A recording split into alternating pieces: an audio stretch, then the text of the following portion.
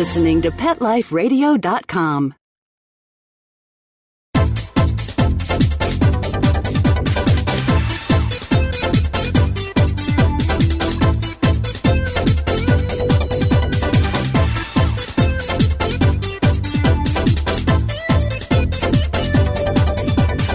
Hello! Welcome back to Pet Life Radio. Since you heard me howling, this is Deb Wolf, and we're on Animal Party.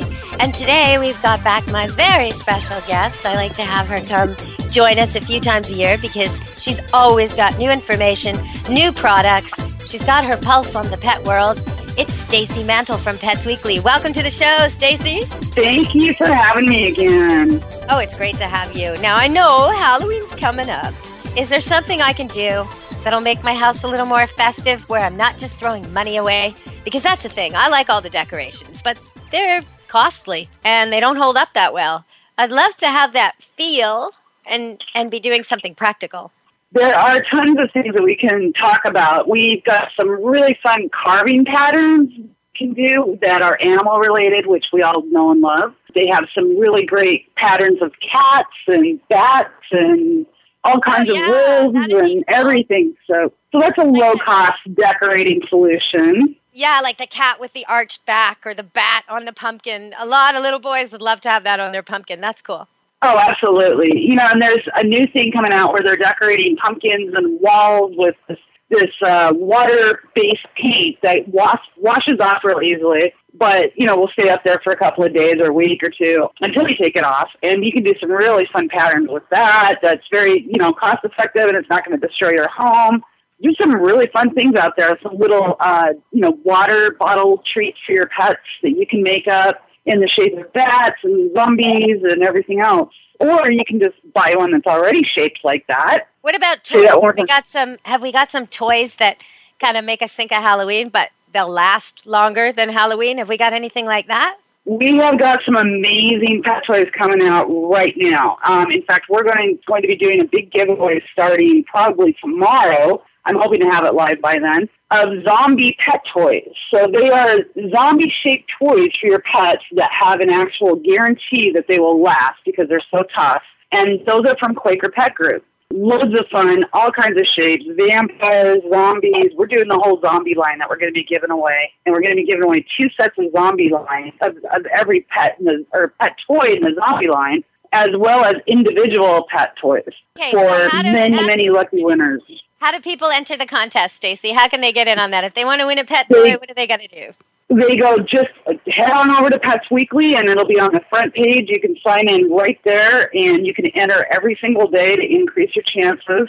There's a little place that you can enter right on the website, right on the front page, and there's all kinds of things you can do to enter, from tweeting to Facebooking to leaving a history of the zombie if you don't do Facebook or Twitter. All kinds of ways to enter, and we have a lot of things we're giving away. Well, zombies are really big now because they're part of that game, that Minecraft game that all the little kids are playing. And so I know I'm going to see a lot of zombies at Halloween. If you're dressing your dog up, zombies probably not the way to go because that's lots of bits hanging. And I don't like to see dogs or cats with any bits of costumes hanging because the second you're not looking, they're going to bite it. And they're going to ingest it. And you might end up at the emergency clinic with a $1,000 bill or worse. So just don't do it. Come up with a costume if your dog or cat really likes to dress up and likes to be in the thick of things. That's really, really comfortable for your pet. It may even just be a bandana. Go simple. Less is more with this, you guys. Okay, so let's keep talking about some of the stuff you've got there. I know you went to, I can't resist doing this, SuperZoo. Dum-da-da-dum. So you went to SuperZoo, right? How was that this year, Stacy? Tell us all. You know, we just had a blast over there. There are so many amazing new products on the market and so much fun stuff for your pets. I mean, you know how I am. I could spend 24 hours a day there, and they only had it open for, I think, 8 hours a day, and it just wasn't enough time to see everything. But we did see some really neat things like a cat genie. Have you ever heard of the cat genie? The cat litter genie? No. Does it make it disappear? Sort of. It makes it so you don't have to take the garbage out every single 2 or 3 times a day. It works just on the same premise as a diaper genie, only you put your cat litter into the box, it twists and clamps the top, and every time you have a new one, or you clean the box, you just leave it right next to the box, You just put it in that container, open a sliding door, close it, and it keeps that litter contained for several weeks. I mean, I've had mine now for 3 weeks with 2 cats, and we don't have an ounce of smell. It's just real super easy to clean up. At the end of when it finally fills up, which takes a while, you just take the garbage out once and you're done. So it's really easy to keep your litter box clean all the time. You know what? That's interesting. That's exactly, I mean, right beside, I have rollover cat litter boxes because I like those the best. They call them self-cleaning, which is a little bit of a misnomer. You do have to clean them, but it's got a shovel built in. You roll it over, and all the hard clumped stuff sort of falls to one side into the shovel, and all this clean stuff sifts through a screen and gets reused. You roll it back, you pull the shovel out, so you don't have to actually get in and scoop it all. So I love these ones. But I actually use a sort of diaper garbage can that I retired after my kids outgrew the diapers, because the thing about those cans is they're airtight. They have this weird sort of lid on them that makes it so you can't smell what's in them. And that's very helpful. We're talking about cats, that's for sure. Cats do have a strong nose. I know people are always thinking about the dog nose because it helps us find, bombs and mines and drugs and dead people and missing people and all this sort of stuff. But the cat nose is very, very strong. And if a cat thinks the litter stinks, it's not going in there. So if you've got cat litter problems, sometimes switch litters. Sometimes clean it more. Sometimes clean it with a different cleaner. All these things can make it just a problem disappear. Your cat just didn't like the way it smelled in his bathroom. So you have to make it smell kind of neutral, actually. Not too fresh and not too stale. Okay, so let's keep talking with Stacy here.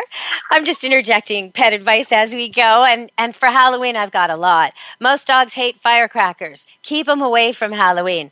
Black cats should be inside already, because when they're outside, they get caught by really nasty people who do horrible pranks on them that kills the cats. So if you've got a black cat, even if it's an outdoor cat, it's not an outdoor cat in October if you want to keep that cat. Just lock it in, make a really nice, calm place for it with cat scratches and catnip, all the things it loves, make sure to visit it in there. And that's the same advice for Halloween night. Halloween night, the cats, no matter what color they are, should be locked up safe, away from the door, away from the traffic, and the flailing costumes and the screaming kids and all the things that go on. So just let them be safe. If your dog's neurotic and nervous and afraid of things, this isn't the time to bring him out of his shell. This is the time to let him have a little cat room to hide out in for the night. And if you do take your dog trick-or-treating, you got to have 2 people, one on the dog, one on the kids. The one on the dog has the leash on the whole time, and that has to be an adult. Otherwise, you can get your dog stepping in broken glass. You can get all kinds of things, and traffic is a huge problem. So everybody, and not to mention all the wrappers and the poisons, the artificial sweeteners that are okay for humans but toxic to dogs, and the chocolates. And so really, Halloween isn't the time for your dog to be loose, even if he's really well trained. Okay, so Stace, let's go back to some of the stuff. You went to SuperZoo. What's coming up for you next? Have you got anything big planned? I know you've got your book going like crazy. Yeah, the book's been a lot of fun. We're reaching 20,000 downloads on Shepherd's Moon, so that's a huge milestone for us, especially with no marketing budget or anything else. It's been a really fun journey, and book 2 should be out soon. The next thing we're doing is Bark World. I don't know if you've heard of Bark World, but we're going to be speaking at Bark World on how to blog on a budget, so that'll be a lot of fun. How to have a blog on a budget. Okay, that's interesting. Yeah, for anybody that writes out there. So where was SuperZoo? Was it Las Vegas? It was in Las Vegas, yes. And Bark World coming up is going to be in Georgia this year. So, let's get back to SuperZoo. Of course, the tag unit, which would be a really awesome addition to any household for this Halloween season. You know how easy it is to lose track of your animals. And of course, hopefully everybody's going to keep them indoors, as you were saying, and not take them trick-or-treating. But if by any chance the dog is frightened or your cat is frightened and runs away, the tag unit is a GPS tracker, and it will track. It does amazing things now. They've just upgraded the system to track your individual movement in the house of the dog, so you can kind of tell who's getting into the food, who's getting into the garbage, if you choose to have that tracked. Ooh, busted. Really you neat can bust things. your dog. That's yeah. Tell how much they're eating, how much they're exercising. Really neat program. we used to try and bust the dog, but so often, you hide and you put the pizza box out with the little treats in it that are tainted with Tabasco, and you're ready to catch the dog in the act of doing this thing that he always does that you never catch him in, stealing off the counter or whatever it might be. And of course, he knows you're there. You can't catch him. Not if he's not a puppy anymore. He knows you're there. He's good as gold. Sure. So, yeah, a nice way to bust them.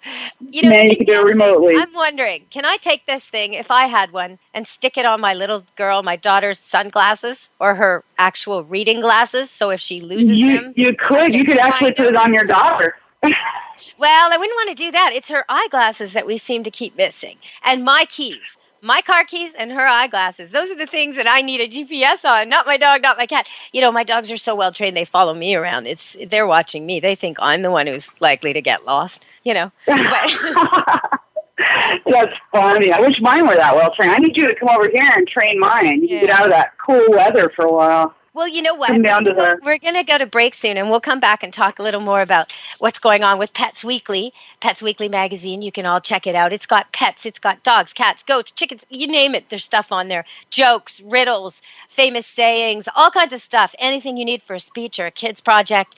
Very entertaining website, as well as product reviews of the latest and greatest stuff and links to the news. It's pretty good. But while we're on the topic of dogs and getting lost, years and years ago, I used to be a dog walker before I owned Camp Good Dog, before I had this boarding kennel and farm. And I used to go pick up a whole group of dogs, 8 to 10, sometimes more, and take them into the woods or the beach or some beautiful place around Vancouver, wherever they lived, and walk them for about an hour and a half and then take them home again. But I often found, because I'm not from here, I'm from way back east, I often found I would get lost. And partway through doing this, maybe a few months into it, I realized that I was the only one lost. Every dog in the group knew where the car was. They just didn't know that that's what I was looking for. So I trained them to find my car, most of my customers and my own dogs. And then nobody ever got lost again. You could be you got to make sure you got a leash on him, though, because when you say, go find the car, and he runs off to the car, you can lose him and the car. So you got to make sure you're on the leash, but they go really, really fast. It's really easy to teach. I've shown it on TV, and I think I've even shown it on YouTube. It's definitely on my DVD. But all you got to do is you start at the car. You have your dog on a leash. You never treat this like a joke or a game. It's always serious. You put some kind of food he loves on the bumper of the car. You let him see that. Then you walk him backwards away from the car about 10 feet. And you give the command, okay, find the car. And, of course, he runs over to the treat, or you even walk him over to the treat. Doesn't matter. He gets the car, he gets the treat.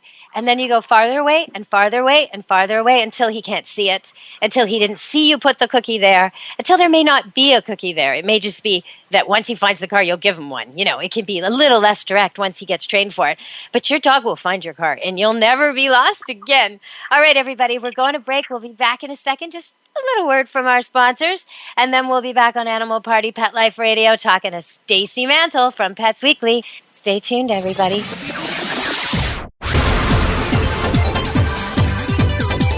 Don't go anywhere, because the best is yet to come. Stick around. Petco, where the pets go. Petco, where the pets go. Pet Life Radio has tail-wagging, fur-flying, fabulous deals for our listeners from Petco. Get $6 off your order of $60 or more, and up to 40% off the entire Petco site. That's right. But that's not all. Because you're a Pet Life Radio listener, you'll also get free shipping on your order of $49 or more. $6 off, up to 40% off, and free shipping from Pet Life Radio and Petco. To get these awesome deals, go to petcodeals.com. That's petcodeals.com. Petco, where the pets go. I'm not much of a reader, but I do wish I were more well-read. There are so many great books coming out. I wish I could find a way to keep up. Audible.com makes it easy to stay well-informed and catch up on your reading simply by listening. Audiobooks from Audible turn downtime into uptime. You'll be more productive and become well-read. Now I'm able to catch up on all the great books I've been wanting to read. With Audible, I feel smarter. Pet Life Radio listeners, try Audible.com now and get your first 30 days of Audible Listener Gold membership plan free. And get a free audiobook. Choose from over 100,000 titles. To get this great deal, go to audibledeals.com. That's audibledeals.com.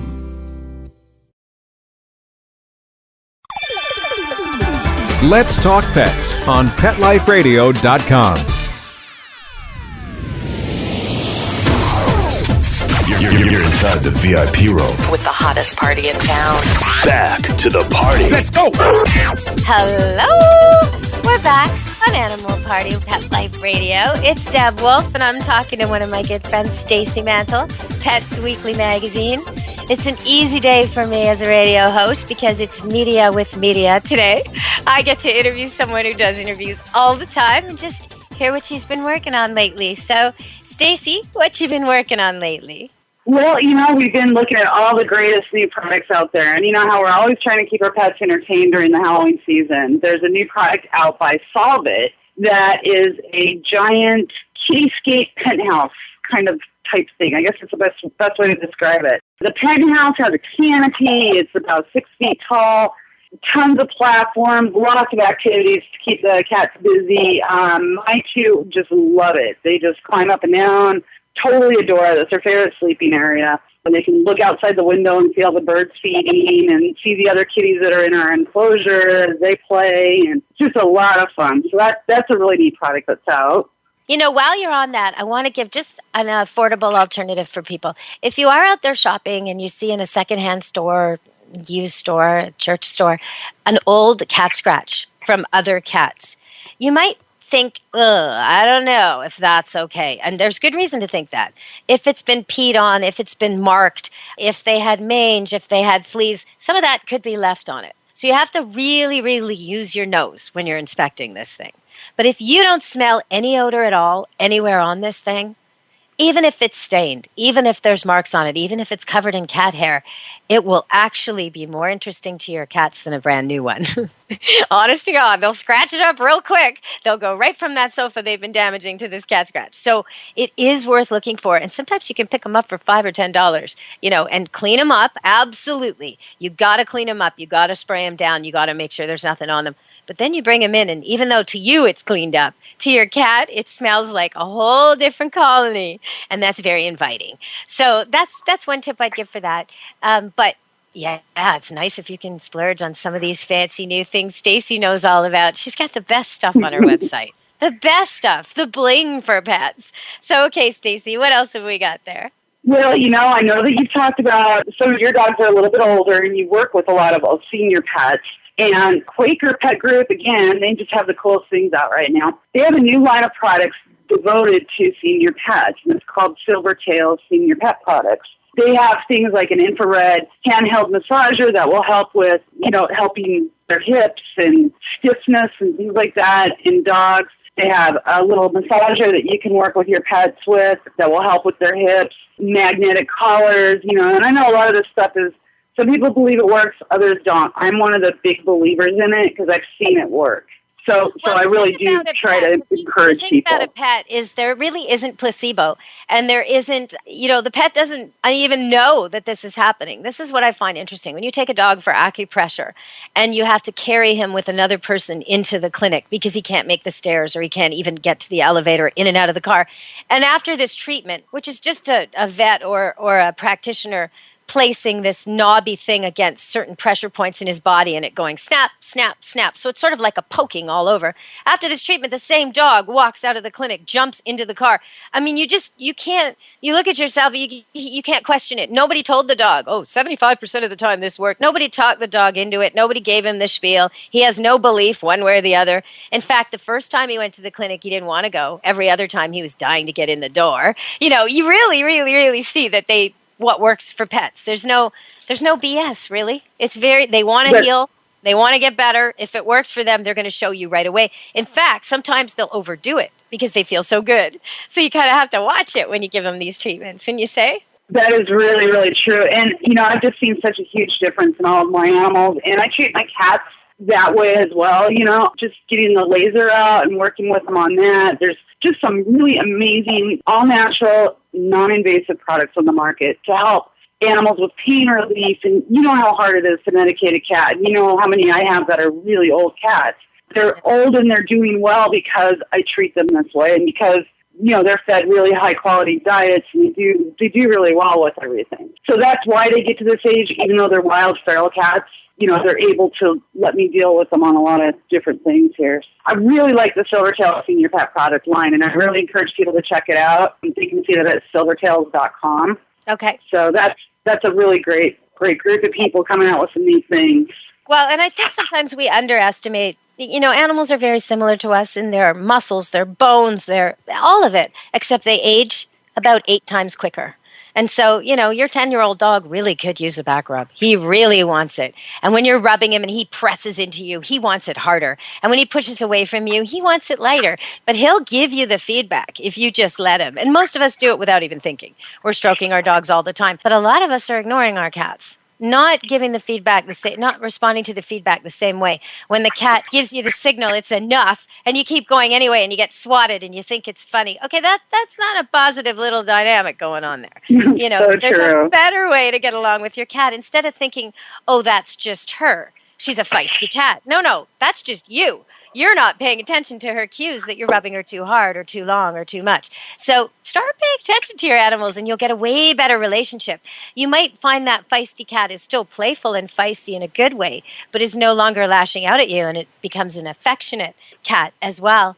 So Stacy, you talked about food and old dogs. And there's a couple things I think of right away. Recovery is a nutrient, a little supplement you can buy, sort of like a vitamin. It's all herbs. And I can't get over the results I've had with it. I've got dogs off Medicam and Rimadyl and painkillers, and because they just don't need it anymore with this simple herb that costs less. So I really like Recovery. But I also wanted to caution people. Lately, I've been doing some interviews with some veterinarians, and it's getting me a little concerned.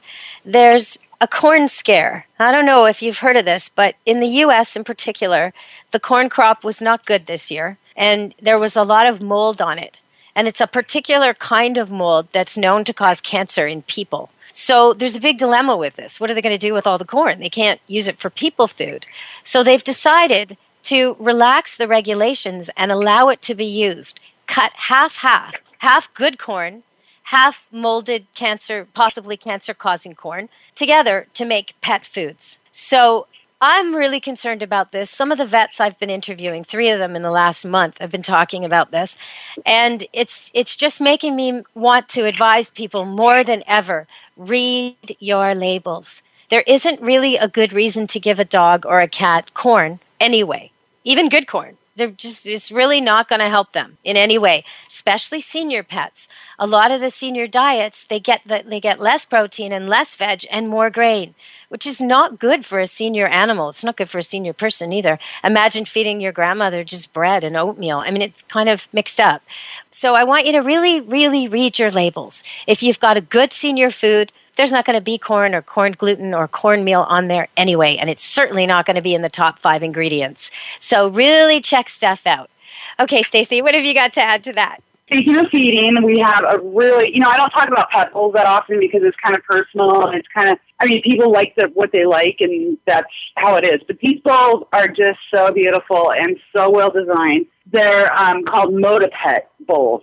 And they're weighted on the bottom. They have these beautiful kind of modern-looking designs throughout the bowl. There's saucers for cats. There's beeper bowls for dogs. It's made from BPA-free plastics, which you know the importance of, but maybe you can help explain that to some of the readers, or I'm used to saying readers, but listeners. Or I can.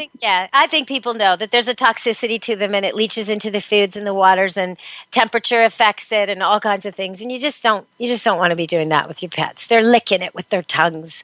The same reason we don't give those things to babies anymore. So I think people understand, don't you think, Stacey? I really hope so. And it's funny because it's something I just learned about a couple of years ago and it's been going on for a lot of years. And I'm kind of sad that I didn't know about it earlier or pay attention to it. But now I'm really kind of focused on staying with plastics and toys and if I use plastic at all, which I try not to do. I try to go all natural. But when I do, I look for the BPA-free. The other thing about plastic and pets is no matter how careful you are, plastic gets scratched by pets. And as soon as you have scratches, that's where you get bacteria. So it's really not, stainless steel Stainless steel you can clean. I mean, if you're running a kennel like me, everything's stainless steel. The buckets, the bowls, because you need to not have germs from one dog going to another. And so, but in your own home, you can probably use some fancy stuff like what Stacey's suggesting.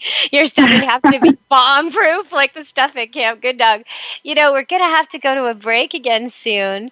But I want to tell people, if you need a puppy fix, if you want to see 7 beautiful little puppies that were born September 21st. I have to keep reminding myself of the date. Their due date was the 22nd. So they were born one day early. And there's 7 of them. And they're on my Facebook site. Just go to Camp Good Dog on Facebook because they're, they live here at Camp Good Dog. They're on the site, and you'll see their mom and the 7 puppies, and they're so sweet. Recently, I saw someone sent me on Facebook a picture of a group of puppies, very similar puppies, newborns, and they were all huddled. It was from Germany, and it was a rescue place, and it was showing these beautiful puppies, and they were all huddled around this giant designed milk bottle that had several little nipples off it, and they were all suckling, and it just took my breath away because it made me feel so bad for them that they didn't have their mother.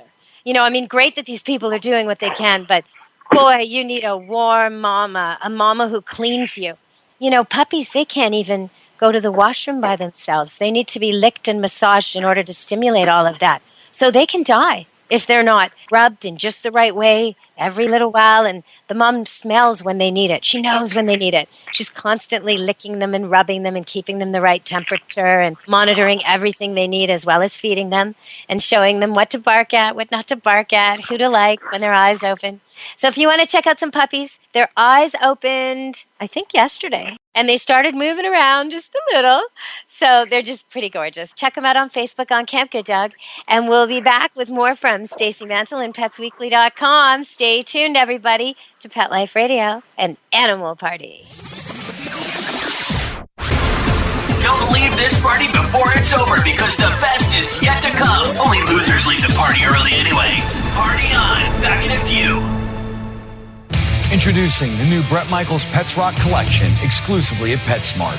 I created it for the pets that rock your world. Shop the Bret Michaels Pets Rock collection and celebrate PetSmart's 25th anniversary with up to 25% off thousands of items on the PetSmart site. Plus free shipping on orders of $49 or more. Go to PetSmartDeal.com. That's PetSmartDeal.com. PetSmartDeal.com. Welcome to GoDaddy.com's Internet Cloud. First, get your domain name from GoDaddy.com. Then, make your business and personal internet dreams come true.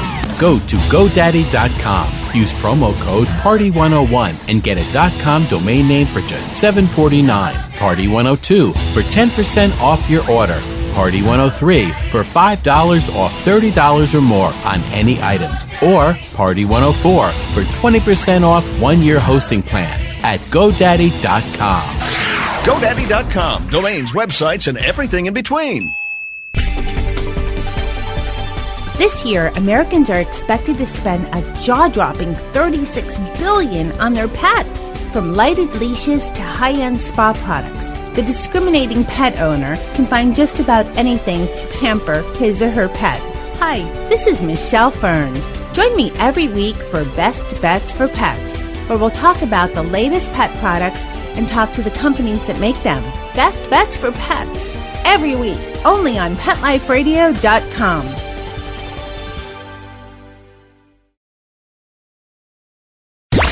Let's talk pets. Let's talk pets On Pet Life Radio. Pet Life Radio. PetLifeRadio.com. You're inside the VIP room. with the hottest party in town. Back to the party. Let's go. Hello! You're back with Animal Party, and it is an animal party. I just saw another cat. I've got one behind me on the top of a bookcase, another one on a cat scratch. One was ruffling through my bookshelves, making all my brochures bent and dented, which I don't like. But I have 4 cats that I admit to. One that's called Not My Cat, who hangs out here, so 5. And 4 dogs. Is that right? I can't even think of it. No, 5 dogs. One of which, the reason I'm saying 4 is because there's 4 in the house, but one of which is a mama with her puppies all set up in her little maternity den. And so we've got 5 dogs, 4 cats at this location, only 3 humans. How many you got there, Stacy? I think you outnumber me, don't you? I think I do on cats. I think you got me on dogs. I've got 3 dogs and right now 12 cats. So we've got 2 indoor that are just kind of pets, and the other ones are in indoor-outdoor enclosures so they don't get eaten by coyotes and mountain lions that come into our backyard because they're a little bit wild. So I'm guessing you and I have the same problem. Sometimes I will go somewhere, doesn't matter where, a checkout, a cashier, a bank teller, a coffee place, and the person serving me will all of a sudden start rubbing their eyes and sneezing and coughing and kind of and they'll say to me, I'm sorry, I'm not sick. I don't know what. And I'll be like, no, it's okay. You're allergic to me, and I apologize. I'll just take a step back. That happened to you? I have that same reaction with children. Oh, no, Stacy. You got to meet some nice children who behave. No, we love kids. We do, obviously. Lots of them running around, so they're a lot of fun. In fact, I just did a presentation at a Girl Scout troop the other day, and oh my gosh, how much fun was that? Really neat little group of girls. Well, every litter I have here, I take to the school, and it's amazing the reaction you get. You get kids, it's almost like they have this spy network. They see me through the blinds, and the word passes, and I get kids running out of the school to ambush me in the parking lot in the hallway, and, you know, can I please touch a puppy? Can I please? Yeah, it brings out the best in children. It really does, especially when you teach them how to care for them, when you teach them that the animal feels things, that you don't just touch it to get a reaction. Poke it, provoke it, pester it, chase it, that there's a better way to go. And this starts really young. It starts when they're chasing birds on the beach or, you know, at a place where birds are being fed. It starts then to teach your kids how to interact with animals. And once they figure out that they can be welcoming and the animal will come forward, they won't be chasing anymore. And they'll be interacting so much better. And then, you know, if they want to chase, by all means, get them to throw something and play chase with a dog, you know. That's the way to go. But there's a way to learn. You know, I often see people, I had a standard poodle recently named Apollo, gorgeous dog, puppy. And the lady called me and she said, I think he hates kids. I think he's attacking kids. So I go over there thinking, not very likely, right? I mean, really, what are the chances? And sure enough, no, Apollo is dying to play with children. He just has no idea how, hasn't learned. And so the children sort of run at him and run away and run at him and run away all the time. They come just within reach and then they stop if he's on leash or if he's in a yard. So he's become a sort of bounding, galloping, horsey type of dog with these big paws, and he's just so excited. And if he ever gets anywhere near them, he grabs them with his mouth. Now, he doesn't bite them. He hasn't bitten. He hasn't even shredded any clothing. He's got this big, soft retriever mouth. But he needs to learn, you never bite children. You never put your mouth on children. Okay, we did that. Children need to learn how to play with a dog. All the children that live in that neighborhood are taunting this dog, not wanting to. They just want to do something with it. So we had a group of them over, and we had them throw the toy for him and taught him how to play fetch and taught them how to pet him, you know, and him how to sit for it. If he jumps, the kids walk away. If he sits, the kids walk forward. Now, if you want to see that, actually, I did a bit of that, not with that dog, with a different dog, on YouTube. So for free, you can go to Deborah Wolf on YouTube and look up, there's 10 training clips. One of them is greetings with kids and dogs. And it's just basically, it's so easy. You just plan a time, book some kids or go to a schoolyard, have your dog there on a leash. You can give the kids treats or balls if you want. Make the dog sit. If the dog sits calmly and quietly, the kids pet him and spoil him and do whatever the dog loves. If the dog does anything else, the kids back up. Within seconds, the dog is trained. 2 or 3 times of this, and you've got a dog who won't jump on kids anymore. He'll sit for them. All right, Stacey, I've been throwing in the training stuff. I'm not really sure why. But let's go back to some of your material. Let's talk about Pets Weekly today. What else have you got? Okay, well, we've got, one really important product that it's actually not a new one. It's a little bit older product, but it's been revamped for 2012. And it's called Pup Light. Puplight. And then what it is a dog safety light that hooks on your dog's collar or any collar. It comes with a collar. You can just put that on at night. And it drops below their neck and it lights the way. So not only is it a great safety device, especially for times during Halloween and when it's getting darker outside a lot earlier at night, it also gives you some extra visibility when you're walking your dog. And if you just put your dog in the backyard and they're not coming back, you know where they're at because you can see, obviously, this huge LED light. It makes dogs visible up to a mile away. Really neat product. I also like reflectors on the backs of kids on Halloween, on the collars, on the leashes of dogs if they're going trick-or-treating. Get everybody to light up. Don't make it so that people can't see you. I mean, seriously, if your dog's black, he needs a collar like this. He really does. Absolutely. It's really so important, especially during the winter times, So I always like to make sure people are aware of that during this time of year. Let's see what else we got going on at Pets Weekly. We've got, we just had a huge Frankenweenie contest for the Disney movie Frankenweenie. Had a great giveaway on that. We've got, of course, tons of other giveaways coming up, along with the Zombie Nation toys. Those are going to be a lot of fun. We've got, let's talk Halloween for a minute. Let me give you an interesting statistic here. Did you know that 1/3 of pet parents dress their pets up over Halloween? Do you know what? I want to talk to you about that. Yeah, that is a lot of people. So go with the costumes. First of all, on a cat, do it quick. Praise the cat, cuddle the cat, get it off. Practice a little bit before Halloween, a few times like that.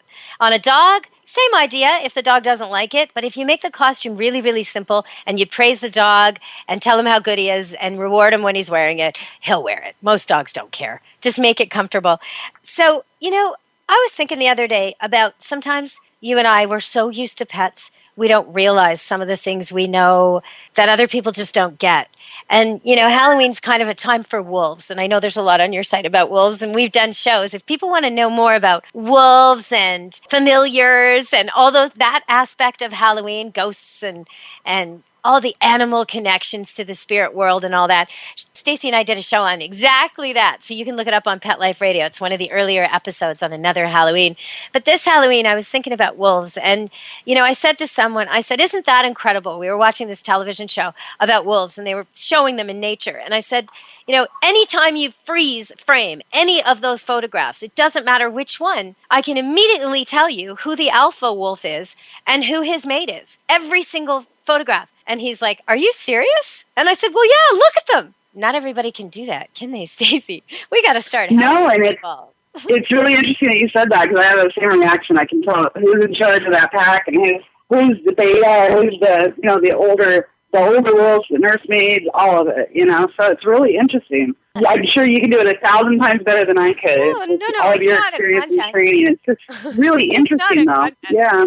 It is the language of the canine, though, and it's all through the wolf world, the dog world. The wolves are just extremely visual. They're semaphore. Like when you look at a wolf and it's pissed off, it's like a dog pissed off times 100. It's got way more creases in its muzzle. I mean, its message is really easy to receive. It's like dog spoken, so simple for humans, right? Like it's the message, but you have to be able to read much more subtly to read domestic dogs than wolves. Wolves send their message. They're not messing around. So, and I know you've had some hybrids yourself, haven't you, Stacey? Yeah, I have a real soft spot for the hybrids, and they're so hard to work with and just don't make great pets. And people get them and finally realize this, and they end up in the animal shelters. So I'm usually the one that they call to go in there and pick them up. And, it's really hard. I really don't encourage anybody to ever get a hybrid unless they know exactly what they're getting into and are willing to modify their entire life, their entire home. These animals are, they're meant to be wild. Wolf crosses or coyote crosses, that's what she means by hybrid, where it's half dog and half something very, very wild. And people often think a half dog, half wolf will be brave, will be tough, and they are sadly mistaken. This is an animal that wants to be in the shadows. It wants to be away from humans. So you're going to have a very tricky animal to work with. Plus, and this is something they never take into account, and this is with the wolves especially, they absolutely do a complete turnaround at several stages in their life. The dog you meet at 1 and 2 is not the dog you meet at 4, and he is not the dog you meet at 8. In fact, he's never a dog. He's always a wolf hybrid. And so I've had one before. I had one for years. He died at 17. He was an old, long-lived, smart dog named Mike. Oh, wonderful animal. But, Mike could get out of anything. Mike could do anything. Mike was not a dog. Mike could kill anything. Mike could kill 11 squirrels in a half hour if you let him. Mike was not a dog, right? And that's the thing. People really need to know that. So we're talking about Halloween and safety, and I thought it tied in a little bit. The other thing is black cats, black dogs. If you're out looking for a pet, and you can at all, if you want to get a dog or a cat and you go with a black choice, you will be opening yourself up to way nicer animals. And I'll tell you why. Because every speckled, spotted, cutie pie dog and cat in the pound or in the shelter has a way better chance than every single black dog and cat. So the black dogs and cats are way overrepresented. So if you're looking for the sweetest, most easy to train, most kid-loving dog and cat, for example, just look at the black ones. There's, you're going to find one there. You're going to find a gem of a dog, and you won't be swayed by the freckles. Why do people not like black dogs and cats? Part of it's superstition, although in Japan it's good luck to have your path crossed by a cat. So, but part of it's superstition, a black cat. But part of it is that they don't photograph so well, so they don't get seen as well. They don't look as good in the cages, in the dark situations that they're often in. So everybody, if you can adopt a black cat or dog, especially this time of year, take it home, make it safe. All right, Stacy, we are running out of time on our show today on Animal Party Pet Life Radio.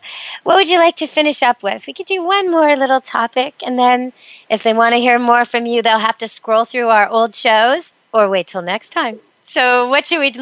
Okay. Well, let's do a quick tip on costumes for your pets, and let's talk about using the Thunder Shirt and decorating the Thunder Shirt. So the Thunder Shirt works on calming your pets down, and you can take that Thunder Shirt, decorate it, do whatever you need to do with it, and chances are good your dog's going to be a lot calmer wearing that than a typical costume. So like you're saying, put them on, take them off. Yeah, let me just caution here, though. Okay, the Thunder Shirt is a shirt that sort of wraps the dog really, really tight. And the idea is if your dog's afraid of thunder or fireworks, you put this on him and he relaxes. And it has an extreme effect. It's almost like being surrounded by other animals, sort of cuddling him, sort of like in a pack, like if he was in your lap, which you don't want always, or underneath the bathroom tub, hiding from the thunderstorm clawing at the walls. Okay, put this thing on and he relaxes. But if you decorate it up with things he's scared of, you're going to reverse the effect. So don't put anything noisy on there, right?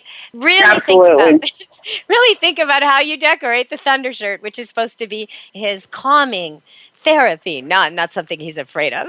Okay. And I'm thinking more along the lines of a tiger stripe or whatever you're doing as far as something that's flush against the material, not anything that's going to be hanging off of it or causing him more anxiety. You're absolutely right. So the paint, that kind of thing, anything along those lines are great. And again, don't leave it on too long. Just let them work through it. And we don't dress our pups up, but I know a lot of people do. So it's always good to be prepared. Or when you were talking about that, you said pet parent. And I think I want to pick up on that because I'm supposed to be interviewing Caesar sometime soon. He's touring Canada. And I don't know how that's going to go or if it's going to happen, but it'll be interesting. But in preparation for it, I started watching him on TV. And one of the things he said in an interview, I haven't seen his show yet. I'll have to catch up. Got to do my research. But one of the things he said was, he corrected a woman who was describing herself as the pet parent in the clip. And, I often think that when someone says, oh, I'm my dog's mommy, I imagine this big, saggy-titted Rottweiler that actually is the mommy. And I think, that's not very flattering of yourself. But okay, I sort of think these funny thoughts when people say they're the pet parent. But I understand it because I don't think of myself sort of as an owner or a dominator. I think of myself almost as their leader, their companion. I don't know what word's right. So I want to ask the audience, send us your email, send us your feedback. Are you a pet parent? Are you a pet owner? Are you a pet companion? Are you a pet leader? What are we dealing with here at Pet Life Radio? What are you to your animals? And Stacy, what's your take on this? What are you to your animals? I don't have my own human kids. So for me, they're just kind of like my kids. Now, there's differences. Of course there are differences. But at the same time, I'm doing the same thing that I would do as a parent. I'm providing support. I'm providing food, shelter, I'm providing discipline, all of those things that you would provide to a human. And I think it's very similar. And I think people shy away from the ownership part because nowadays we are getting more family related with our pets. I mean, they're a part of the family. So I'm not opposed to pet parents, and I try to use that a little more often than I would pet owner or pet caretaker. I think caretaker would be a good one too, but I don't think it really encompasses the relationship between a human and an animal, especially when you're... Caretaker to me doesn't give the response back. Like the fact that, I'm actually serious. I really do have my dogs make it so I don't get lost. I mean, I wouldn't expect my 7-year-old daughter to help me not get lost. Well, maybe someday. Oh, no. When I'm old, yeah, I guess so. I guess it is similar, I guess when I am old, I'll see her helping me get around and get to my appointments and stuff. Oh, dear. I don't want to think about it.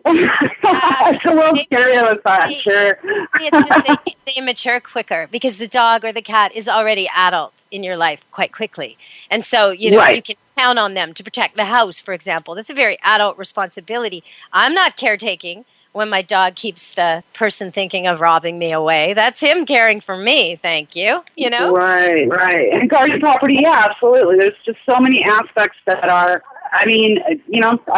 I think it's different for everybody, and it depends on what their personal relationship is with the animal, and if they leave it outside in the yard all the time or versus bring it inside and then sleeps at the base of the bed or whatever. I think it's really different for everybody.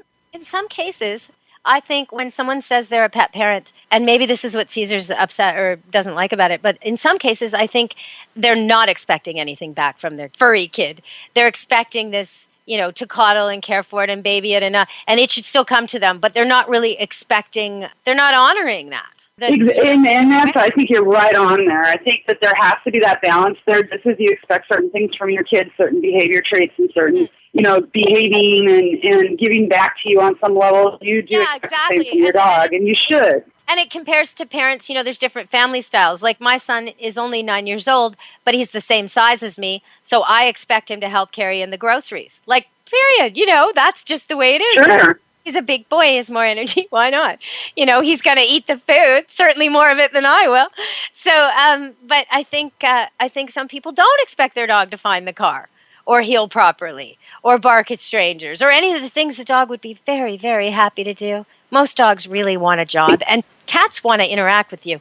You know what, Stacey? We're going to have to do this on another show. We've completely run out of time on Pet Life. It'll be a great topic. Well, it's so nice having you. I'll have to have you back before Christmas. And we'll talk about what to get for Hanukkah, for Christmas, how to keep your pets safe over the holidays. We'll do another holiday show coming up. And then we can talk about, how to communicate, how to get more out of your dogs and cats. Because they want to give it to you. They do. They want it. Absolutely. And it makes them better animals. I mean, it makes them better companions for you if you have that same expectation from them. Less bored, more valued. They feel better about their role in everything. I just caught my cats today trying to give my dogs mice. Oh, well. We'll explain that another time. All right, everybody. Thanks so much, Stacey. It's Deb Wolf on Animal Party from Pet Life Radio. Be good to your animals. Let's Talk Pets. Every week on demand. Only on PetLifeRadio.com.